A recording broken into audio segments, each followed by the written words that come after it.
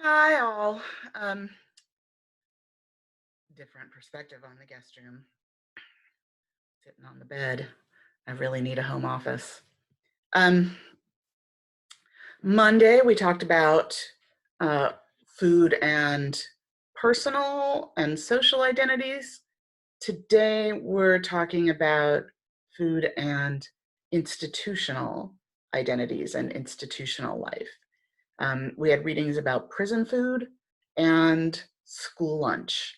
Um, And as you read and think about those institutional experiences with food and eating, I also want you to draw comparisons with your own experiences of institutional food and eating, like in college dining halls, or military mess halls, or hospital cafeterias, or summer camps, or heck, prison. I don't know where you've been.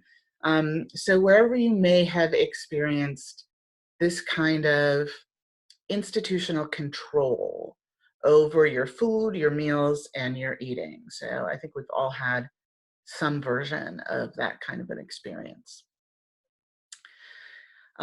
Institutional eating means that others, institutional staff and administration, and depending on the institution, it could be the government, state, local, federal government organizations control the food and the eating conditions of the individuals in those institutions, whatever those individuals might be called, if they're inmates or students or clients or whatever, patients, whatever.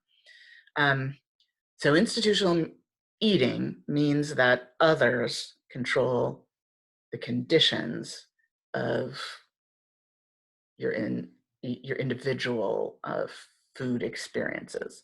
So there's usually less opportunity for individual agency or creativity than there is in home-based eating.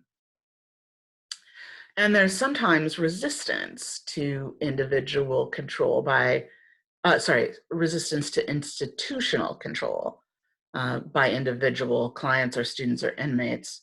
And that can take a lot of different forms. It can take the form of like a hunger strike, but it can also take the form of bartering food items, manipulating institutional offerings to meet individual needs and desires, etc. You've probably done some of this yourself. You may not have seen what you were doing as an act of resistance to institutional control. So you may not have seen what you were doing with your food as an act of resistance to institutional control, but it was. I mean, I certainly did stuff like that in my college dining hall experiences, and there are details about that in the lecture notes. I also recently found out that my own kid was running the underground candy economy at his sleepaway camp last summer. So he was engaged in acts of individual resistance against institutional control of food access for all the 9-year-olds at YMCA Camp Benson. Proud mama.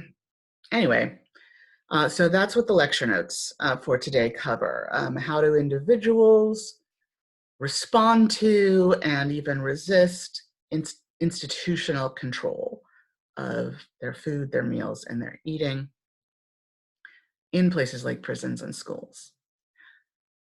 Okay, I put the final project assignment up on Blackboard under assessments. It is basically a paper where you take a food item of your choice and walk it through all the different parts of the course syllabus, answering questions about its origin, its meaning, and its links to different social hierarchies and different systems of inequality. So read over the assignment, think about the food you want to focus on. Anything will work, literally anything. And start working on an outline that addresses the questions that are asked on the assignment sheet. Email me with any questions you might have about your topic or about the analysis. If this was an ordinary semester, we would also be bringing our chosen food items to an exam week potluck brunch.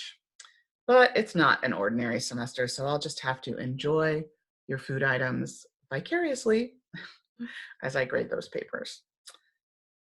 Okay, finally, a reminder that I decided to just cancel the engagement activity. It's neither possible nor safe to do the things associated with that assignment at this time, so I've just axed it from the syllabus.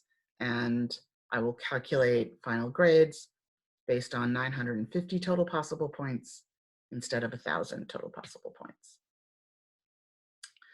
I also know it's time for many of you to think about summer and fall enrollments. I know that summer is officially online only at NIU. Fall is not yet. I am expecting that it will be. I'm expecting that our fall semester will be online only. So I wanted to let you know that for those of you who might be enrolling in my classes, I am planning for an online only semester.